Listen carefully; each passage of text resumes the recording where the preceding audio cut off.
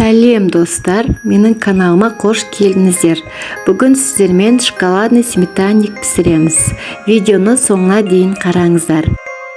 Алдымен бөлме температурасындағы сары майға қант қосып көпіртіп аламыз.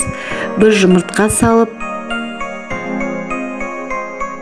қосқыш қосып, електен өткізіп, ұн салып, қамырымызды дайындап аламыз.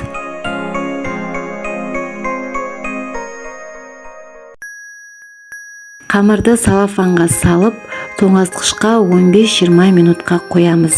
Енді салмасын дайындап аламыз.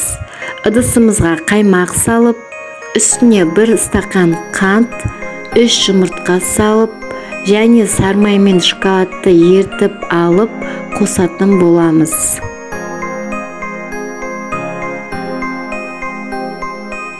Қамырымызды формаға салып, жанын көтеріп, тегістеп біркелкі етіп аламыз. Үстіне салмасын құйып, пеште 170 градуста 40 минут пісіреміз. Міне, шоколадный сметаннигіміз дайын болды. Өте жұмсақ болды. Дәмі енді сөз жоқ. Сіздермен болған алтын.